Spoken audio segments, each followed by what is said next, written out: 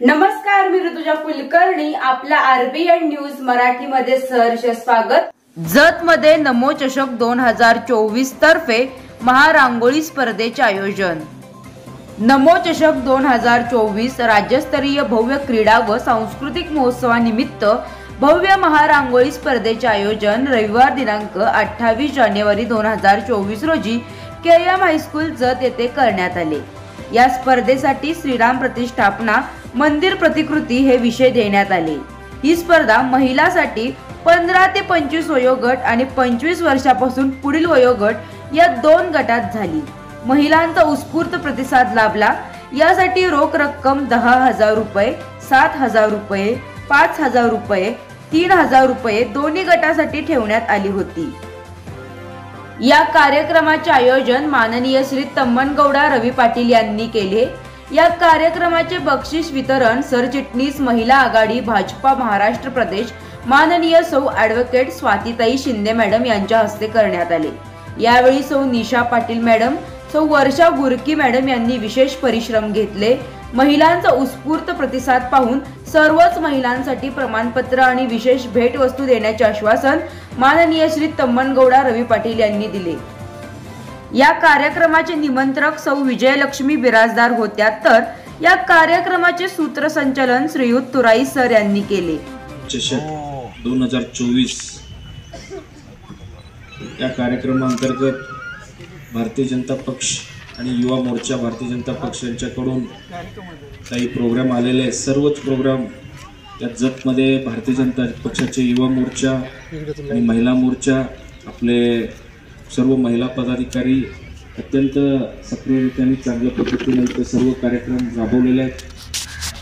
आज या कार्यक्रमासाठी भव्य रांगोळी स्पर्धा या कार्यक्रमासाठी उपस्थित असणारे आमचे राज्याचे नेते, आमच्या भगिनी प्रदेश सरचिटणीस आदरणीय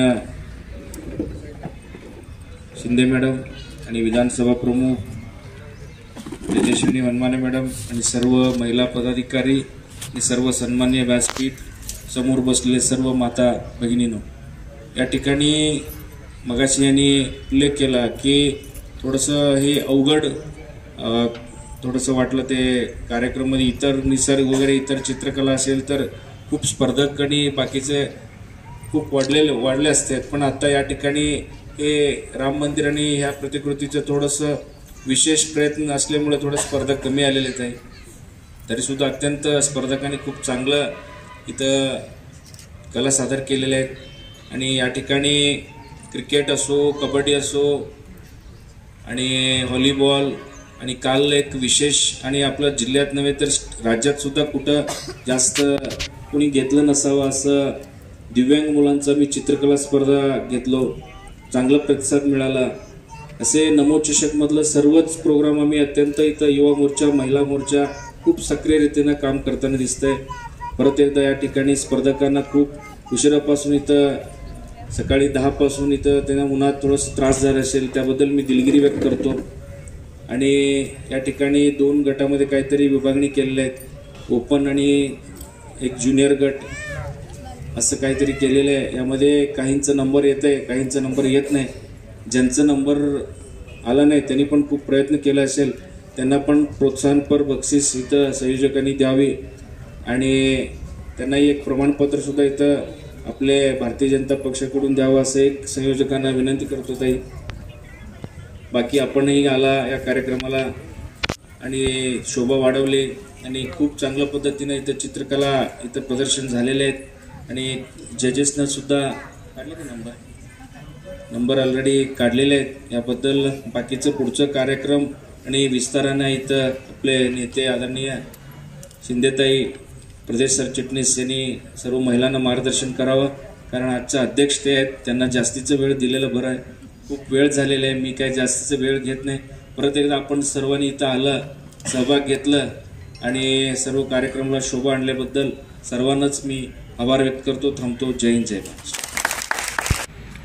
एकदम सर्वच योजना, सर्वच महिला, युवक, शेतकरी, सगळ्या घटकांची जी काही योजना आज पंतप्रधान नरेंद्र मोदीजींनी जी काही सगळ्यांसाठी उपलब्ध केलेल्या ते सगळ्या योजनांचे आज इथं उल्लेख झालेले आहे. ताई एक अभिमानाने सांगतो 9 महिना झाला आपलं वॉर रूम सुरू आहे. तिथं 4 ते 5 लोकांचे स्टाफ आहे आणि बाजूला बसायला 100-150 माणसांची व्यवस्था आहे. सगळ्या प्रकारचे जी काही ज्यांचे योजनेसाठी जी काही असतील तर त्यांनी ऑफिसला संपर्क साधावा. तिथं आलेले कोणाचाही नाराज होणार नाही, कोणाचाही गैरसोय होणार नाही म्हणून आपल्या समोर शब्द देतो. आज प्रमुख मार्गदर्शन आम्हाला ऐकायचं आहे, जे महाराष्ट्राची खऱ्या अर्थानं वाघीण असेल. प्रदेश सरचिटणीस भाजपा महिला आघाडीच्या ॲडव्होकेट स्वातीताई शिंदे. आधीच वाघीण वाघीण म्हणायला घाबरते की हो महिला. हिंदवी स्वराज्य संस्थापक महाराष्ट्राचा आराध्य दैवत छत्रपती शिवाजी महाराजांना आजच्या या कार्यक्रमाच्या निमित्तानं सर्वप्रथम आपल्या सर्वांच्या वतीनं विनम्र असं अभिवादन करतो. ज्यांच्यामुळे हा कार्यक्रम होतोय असे आमचे जतचे भारतीय जनता पार्टीचे विधानसभेचे प्रमुख, तरुण तडफदार आणि एक कामाची ऊर्जा असणारे अशी व्यक्तिमत्व असणारे आमचे रविभाऊ पाटील, त्यांच्या संकल्पनेतून इथं हा कार्यक्रम झालेला आहे. त्यांनी तुम्हाला आता मार्गदर्शन केलं.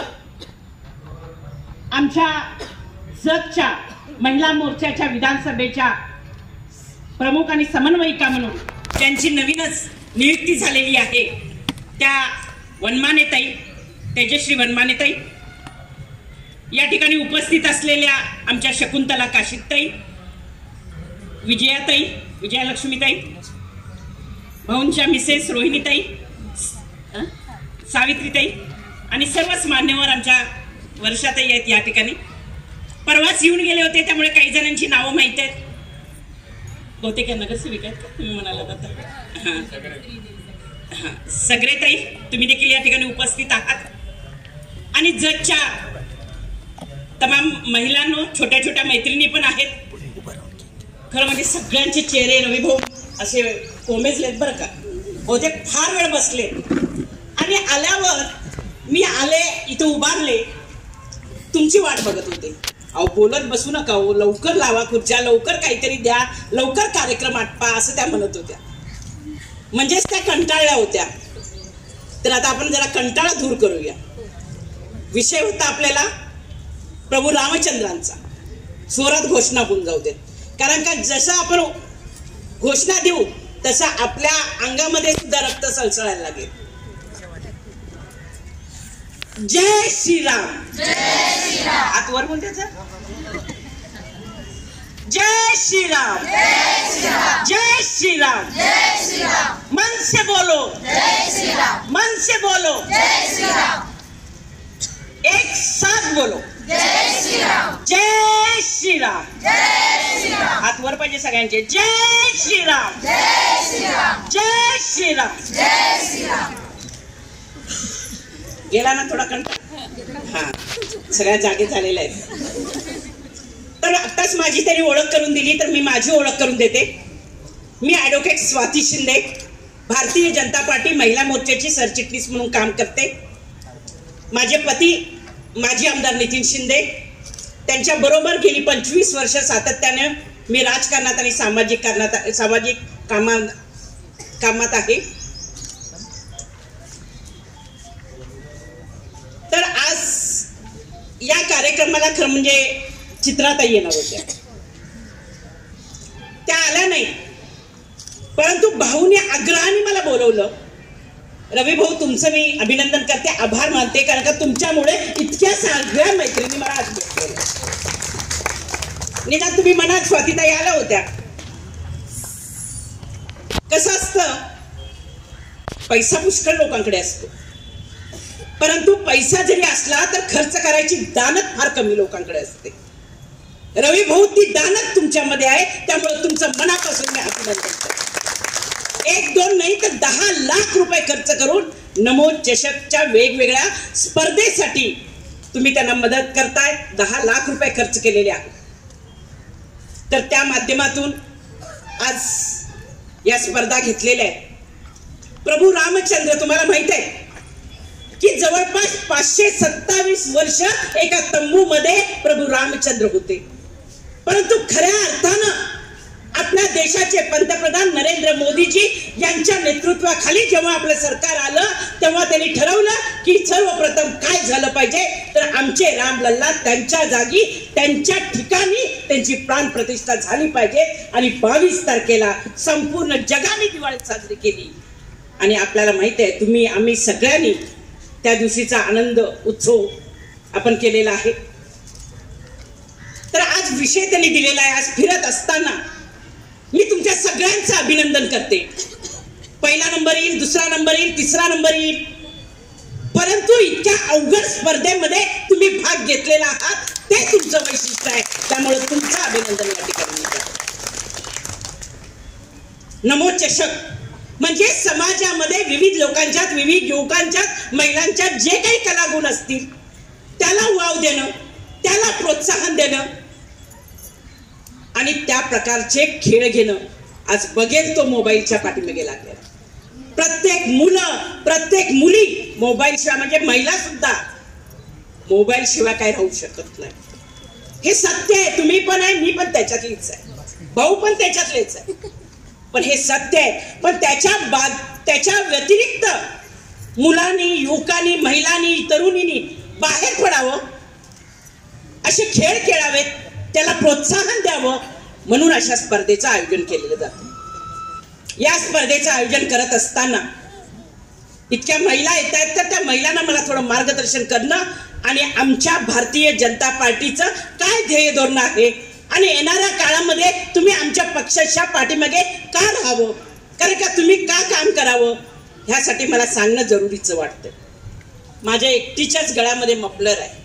रवी भाऊ, याच्या पुढे ज्या वेळेला भारतीय जनता पार्टीचे कार्यक्रम असतील त्यावेळेला प्रत्येक कार्यकर्त्याच्या गळ्यामध्ये हा गमछा असलाच पाहिजे. ही आपली ओळख आहे, ही आपली ओळख. ज्या पक्षामध्ये आपण काम करतो, कारण का ह्या महिला नवीन महिला आहेत, त्या तरुण महिला, त्यांच्यामध्ये सुद्धा त्यांना वाटायला हवं की आम्ही सुद्धा या पक्षामध्ये काम करायला पाहिजे.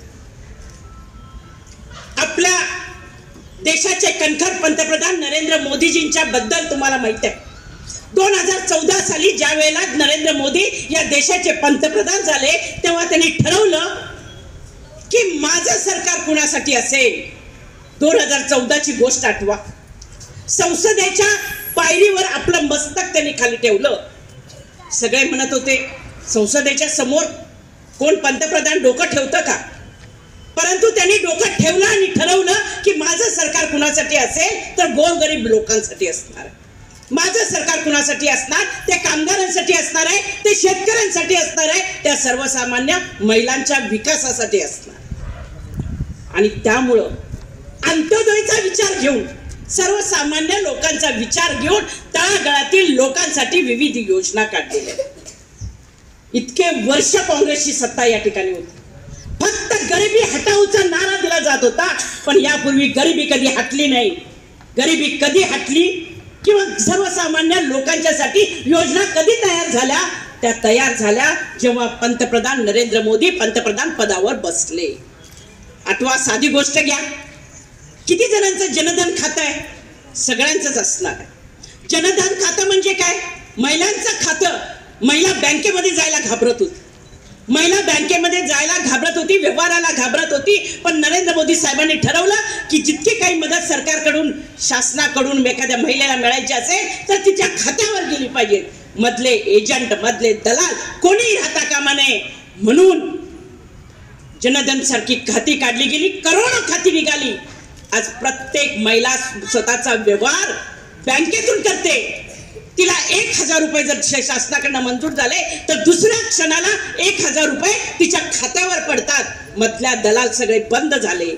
ही पारदर्शकता मोदी साहेबांनी दाखवली. माझं ऐकलं तर या ठिकाणी तुम्हाला सांगते 2019ला काय परिस्थिती होती तुमची आमची सगळ्यांची माहिती आहे. कोरोना सारखा महामारीचा रोग आला आणि अशा वेळेला आपण बाहेर पडू शकत नव्हतो. किती जणांनी आपले नवरे गमावले, पती गमावले, सासू गमावले, मुलं गमावली. आठवा तो काळ की अनेक लोकांची कुटुंब उद्ध्वस्त झाली. आपण कामाला बाहेर जाऊ शकत नव्हतो. हातावर काम असलेल्या म्हणजे काम करेल तेव्हा आपण खाऊ. अशा वेळेला अशा कुटुंबासाठी कोणी आधार दिला तर आपल्याला मोदी साहेबांनी आधार दिला. कारण का प्रत्येक कुटुंबातील प्रत्येक व्यक्तीला 5 किलो धान्य त्यांनी जाहीर केलं आणि तेव्हापासून ते आज तागायत प्रत्येक कुटुंबातील प्रत्येक व्यक्तीला 5 किलो धान्य मिळालं. आपल्या म्हणजे देशातील एकही कुटुंब एकही महिला आपल्याला उपाशी राहता कामा नये.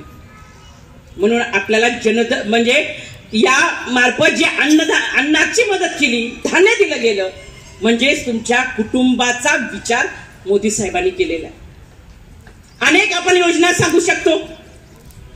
साधी उज्ज्वला गॅस योजना, कित्येक वर्ष झाली महिला आपली चुलीसमोर बसून स्वयंपाक करायची.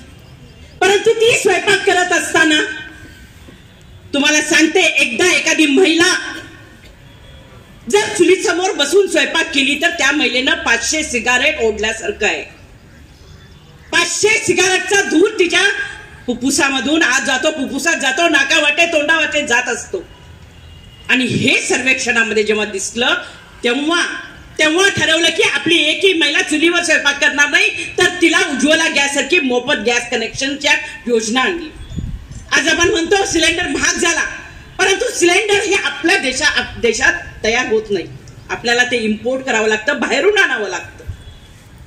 तर अशा वेळेला या महिलांच्या आरोग्याची कोणी काळजी घेतली तर आमच्या मोदी साहेबांनी घेतली. नळाच्या कनेक्शनची अनेक ठिकाणी अनेक महिला पाण्यासाठी दारोदारी जात होत्या. अशा वेळेला घर तेथे नळची योजना आणली. अनेक महिला आज देखील देशाला 70 वर्ष होऊन गेले तरी देखील आपली महिला शौचालयासाठी रस्त्याच्या कडेला जात होती. प्रत्येक घरामध्ये शौचालय बांधलं.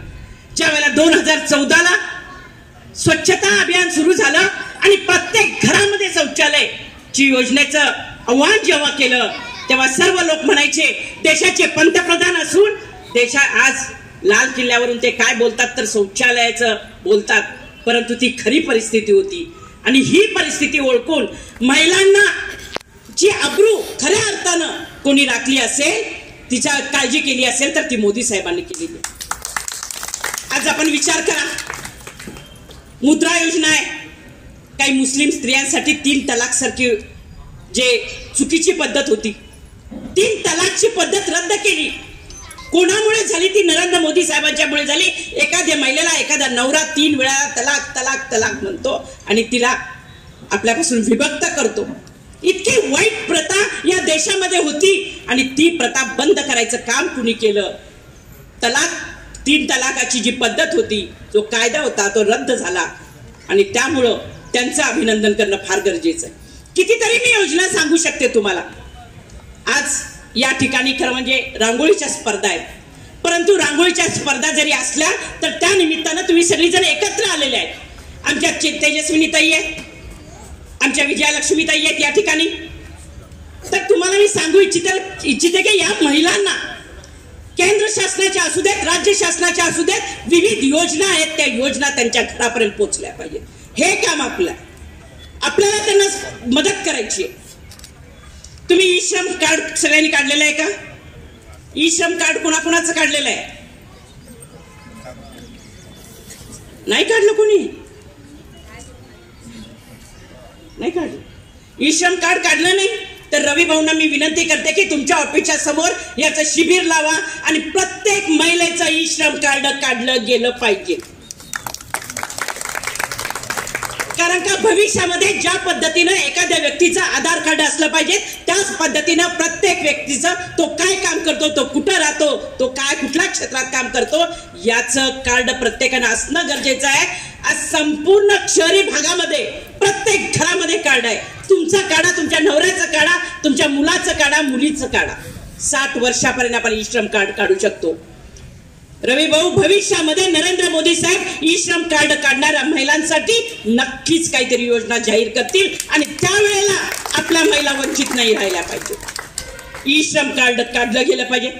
आभा कार्ड काढलंय का? आभा कार्ड काढलं गेलं पाहिजे. आयुष्यमान कार्ड काढलं गेलं पाहिजे. जर तुमचं काढलं नसेल तर तुम्ही भाऊंच्या कार्यालयाला संपर्क साधा आणि खास हे काम आपल्याला करायचं. आज कामगार योजनेसारखी म्हणजे बांधकाम कामगार योजना इतकी चांगली स्कीम आहे. कोणी त्याचा लाभ घेतं का? इथल्या कोणी घेताय ना? तुम्ही घेता की नाही कोणी? तर या ठिकाणी मी मुद्दाम तुम्हाला सांगते की बांधकाम कामगार योजना ही महाराष्ट्र शासनाची योजना. भारतीय जनता पार्टीचे आमचे नेते सुरेश भाऊ खाडे याचे मंत्री आहेत.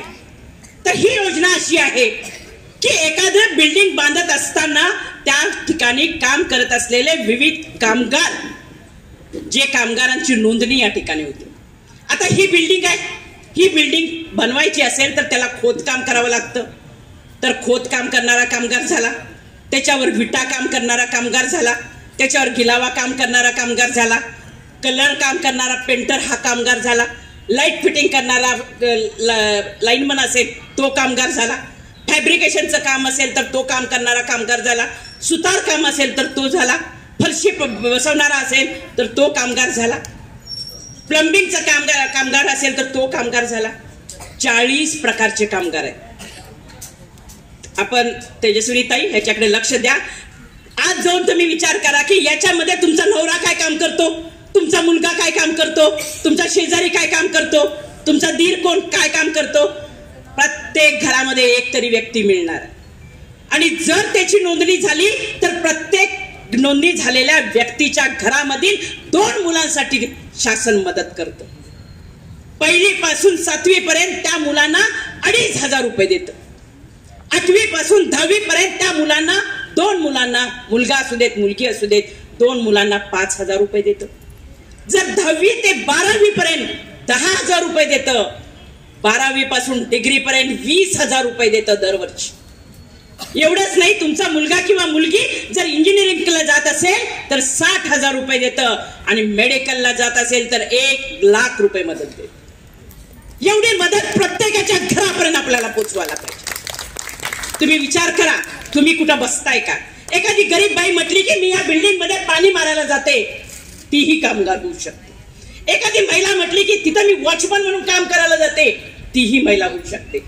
आज शहरामध्ये सगळ्या महिलांनी याचा लाभ घेतलेला आहे आणि मुलांचं शिक्षण हे मोफत होत आहे. अशा वेळेला तुमच्या महिलांनी सुद्धा हा लाभ घेणं अत्यंत गरजेचं आहे. एखाद्या व्यक्ती जर त्याची नोंद केला तर त्याचं लग्न झालं नसेल तर 35,000 रुपये लग्नासाठी शासन देतं. एवढंच काय, त्याच्या बायकोच्या बाळंतपणासाठी 15,000 रुपये देतं. इतक्या योजना आहेत. तर आज आपण बघितलं म्हणजे एखाद्या महिलेच्या पोटामध्ये वाढणाऱ्या बाळाचा देखील विचार कोणी केलाय तर ते नरेंद्र मोदी साहेबांनी केला. मातृवंदन योजना, मातृवंदन योजनेच्या द्वारे 6,000 रुपये त्या कुटुंबाला मिळतात. का मिळतात? तर ते होणारं आपलं बाळ आहे ते सुदृढ झालं पाहिजे आणि त्या महिलेचं आरोग्य चांगलं राहिलं पाहिजे म्हणून 2,000 अशा त्या महिलेला मिळतं. एवढंच नाही, अनेक ठिकाणी असं व्हायचं, आज देखील तुम्ही शहरी भागात राहता पण ग्रामीण भागामध्ये अनेक महिलांची बाळंतपण सुद्धा घरी व्हायची. अशा वेळेला अनेक महिलांचा मृत्यू व्हायचा, मातांचा मृत्यू व्हायचा. त्याचबरोबर येणारा बाळ सुद्धा मृत्युमुखी पडायचं. तर त्या बाळाचा मृत्यू होऊ नये, त्या मातेचा मृत्यू होऊ नये म्हणून बाळंतपण हे दवाखान्यातच झालं पाहिजे हे अभियान कोणी राबवलं तर मोदी साहेबांच्या शासनाने राबवलं. त्यामुळे त्यांचे देखील अभिनंदन आपल्याला करायला पाहिजे. आज आपण बघतो स्त्री भ्रूण हत्या, एक कुठंतरी रांगोळी काढले कोणीतरी या विषयामध्ये मध्ये स्त्री भ्रूण हत्याचा पण मला दिसली. एक रांगोळी काढलेली आहे, बघता बघता बघितलेली. आज आपण बघतो की आज देखील मुलगी जन्माला येऊ नये म्हणून पद्धतशीर आपल्या समाजामध्ये पद्धत आहे. मुलीचा जन्म होण्यापूर्वीच पोटामध्येच तिचा मृत्यू होतो, पोटामध्ये तिचा खून केला जातो, तिला जन्मालाच येऊ देत नाही. अशा वेळेला स्त्री भ्रूण हत्या होऊ नये याच्यासाठी बेटी बचाओ बेटी पढाओ अभियान राबवलं. आज संपूर्ण सांगली जिल्ह्यामध्ये आम्ही फिरतो. आज सांगलीचं नाव बदनाम आहे. तुम्हाला माहित आहे म्हैसाळमध्ये झालेली घटना. तर मुलींना प्रोत्साहन दिलं पाहिजे, मुली शिकल्या पाहिजेत. मुली शिकल्या तर समाज सुधारणार आहे. आज आपल्या देशाचं अर्ध जी लोकसंख्या आहे ती महिला आहे. 51% महिला आहेत आणि 49% पुरुष आहेत. तुम्हाला सांगते, त्यामुळं आपल्याला ज्या ज्या योजना आहेत त्या योजनेचा आपल्याला लाभ मिळाला पाहिजे. खूप योजना आहेत, मी सगळ्या योजना तुम्हाला सांगू शकते, पण तुम्ही सगळ्या कंटाळलेल्या आहेत मला दिसत आहे. आज या ठिकाणी तुम्ही सगळ्यांनी याच्यामध्ये भाग घेतला. आपल्याला माहिती आहे 500 वर्षाचा लढा आपण जिंकलेला. कोण म्हणतात की राम मंदिर बनवून आपल्याला काय खायला मिळणार आहे का, आपल्याला शिक्षण मिळणार आहे का, परंतु ही आपली संस्कृती आहे, ही आपली प्रतिष्ठा आहे, हा आपला स्वाभिमान आहे. आणि तो स्वाभिमान 22 तारखेला आपण बघितलेला आहे. आपला रामलल्ला आपल्या जागेवर बसले तेव्हा प्रत्येकाच्या डोळ्यामध्ये अश्रू आले. ते अश्रू होते आनंदाचे. कारण का आपल्या या अयोध्येच्या राम मंदिरावर 1-2दा नाही 89 वेळेला तुम्हाला सांगते त्याच्यावर हल्ला झाला, नेस्तनाबूत झालं आपलं मंदिर. इतक्या वर्षाचा तो लढा आहे आणि त्यामुळं आजचा विषय फार महत्वाचा आहे. त्यामुळे रांगोळी काढणं सोपं असतं, परंतु ते असताना तुम्ही वेगवेगळ्या प्रतिकृती काढलेल्या आहात. आता रांगोळीचं जे बक्षीस द्यायचं आहे ते आमच्या कोणीच ठरवलेलं नाही. ते म्हटलं नेमकं कुणाला द्यायचं. रवी भाऊ सांगत होते आम्ही चित्रकलाच्या स्पर्धेतला म्हणजे चित्रकला शिकवणाऱ्या सरांना सांगितलं. मग त्यांनी ते विषय बघतील, कशा रेषा काढलेल्या आहेत ते बघतील, कसे तुम्ही रंग भरलेले आहेत ते बघतील, तुमचा विषय बघतील आणि यातून तुमचा नंबर काढले जाणार आहेत. ज्यांचे नंबर निघतील त्यांचं तर अभिनंदनच आहे, परंतु ज्यांनी ज्यांनी याच्यामध्ये सहभाग घेतलेला आहे तुम्ही सगळे याचे विजेते, सगळे याचे विजेते. आपण आपल्यासाठी टाळ्या वाजवायचं. कारण का तुम्ही आठवण राहायला पाहिजे की 2024च्या 22 तारखेला प्रतिष्ठान झाली, रामलल्लाची प्रतिष्ठापना झाली आणि आम्ही रांगोळ्या काढल्या होत्या. ह्याच्यामध्ये आम्ही सहभाग घेतला होता. खऱ्या अर्थानं आज इथं आनंद उत्सव साजरा झाला आणि तो वेगवेगळ्या रूपात साजरा झालेला आहे, तुमच्या हातात साजरा झालेला आहे. आणि ज्यांनी ज्यांनी रांगोळ्या काढल्या त्यांचं मनापासून अभिनंदन करते. आत्ताच भाऊनी पहिलाच बोलता बोलता माझं लक्ष होतं, त्यांनी सांगितलं की ज्यांनी ज्यांनी याच्यात पार्टिसिपेट केले त्या सगळ्यांना प्रशस्तीपत्रक दिलं जाईल आणि त्यांना काहीतरी वस्तू भेट दिली जाईल. आमच्या दोघांमध्ये ती चर्चा झाली आणि मी त्यांना म्हटले की देणं गरजेचं आहे. भाऊ लगेच तयार झाले आणि सगळ्यांना ज्यांनी ज्यांनी भाग घेतलेला त्या सगळ्यांना काही ना काहीतरी मिळणार. इथं आलेल्या सगळ्या भगिनींचं मी मनपूर्वक स्वागत करते आणि तुम्हाला आवाहन करते की भारतीय जनता पार्टीमध्ये काम करा. काही जण म्हणतात की राजकारण वाईट आहे, पण चांगल्या लोक आल्याशिवाय राजकारण चांगलं होणार नाही. त्यामुळे तुमच्या आमच्यासारखे लोक तिथं गेलेच पाहिजे, तेव्हाच राजकारण चांगलं होतं. त्यामुळं येणाऱ्या काळामध्ये मोठा कार्यक्रम रविभाऊ आपण घेऊ, या महिलांना मार्गदर्शन करू, परंतु आपल्या मार्फत ह्यांचं असंच काम व्हावं. त्यांच्या कुटुंबातील अनेक त्यांना योजना मिळाव्यात, त्यांच्या मुलांसाठी असणाऱ्या योजना, त्यांच्या मुलींसाठी असणाऱ्या योजना, वृद्ध मुलांसाठी असणाऱ्या योजना, या सगळ्या योजना ह्यांना मिळाल्या पाहिजेत. एक असा मेळावा ठेवा की तिथं फक्त योजनेचा असेल. येणाऱ्या काळामध्ये आपल्याला भारतीय जनता पार्टीच्या वतीनं आम्ही बचत गटाचा फार मोठा मेळावा घेणार. या मेळाव्यामध्ये तुमचे सुद्धा बचत गट असणार आहेत. ज्यांचे ज्यांचे बचत गट असतील त्या सगळ्या महिलांना आम्ही त्या ठिकाणी बोलवणार आहे. आज बचत गट आपण करतोय, परंतु त्या बचत गटामध्ये म्हणजे प्रत्येकाला आपण काम देऊ शकणार नाही, परंतु एखादी महिला एखादं बचत गट जर चांगलं काहीतरी बनवत असेल तर त्याला मार्केट मिळवून देणं गरजेचं आहे आणि त्यासाठी भारतीय जनता पार्टी प्रयत्न करणार. आज बचत गटाच्या द्वारे 15,000 रुपये फिरती म्हणजे भांडवल होतं, ते आज 30,000 रुपये झालेलं आहे. CRPचं 3,000 रुपये मानधन होतं, ते 6,000 रुपये झालेलं आहे. तर अशा रीतीने येणाऱ्या या 15-20 दिवसामध्येच एक मोठा मेळावा होईल. ज्यांचा ज्यांचा बचत गट आहे त्या बचत गटातल्या महिलांनी सगळ्यांनी या. बचत गटमध्ये नसाल तरी तुम्ही कार्यक्रमाला या, मी आज तुम्हाला आमंत्रण देते. त्या कार्यक्रमाला मी उपस्थित राहणार आहे, त्यावेळेला मी चांगलं तुम्हाला मार्गदर्शन करीन. आज वेळ झालेला आहे. गडबड गडबड गडबड म्हणजे आम्ही समोर बसून आमचीच मुलं काहीतरी खुर्च्या लावत होती. असू देत, कार्यक्रम आमचा आहे. आम्ही तुम्हाला आपलं मानलंय, तुम्ही आम्हाला आपलं मानलंय. त्यामुळे या महिलांचा, माझ्या भगिनींचा, या मैत्रिणींचा, या कुटुंबातील प्रत्येक व्यक्तीचा विकास करणं ही आपली जबाबदारी आहे आणि या निमित्तानं ती करणार असं वचन मी तुम्हाला असते. कुठलंही मार्गदर्शन असू देत नक्की संपर्क साधा. आमच्या सगळ्या महिला चांगल्या काम करतायत, तुम्ही त्याच्यामध्ये सामील व्हा. येणाऱ्या काळामध्ये चांगलं काम करूया. आज आता म्हणजे हा सगळं हळदी कुंकवाचं दिवस आहे, सगळीकडे हळदी कुंकू होतोय. आज तोही कार्यक्रम ताई झाला असता, परंतु असो, संक्रांतीच्या तुम्हाला सगळ्यांना शुभेच्छा देते. तिळगुळ नसले तरी आपण गोडच बोलणार आहे, एकमेकींशी गोड बोलायचं आहे.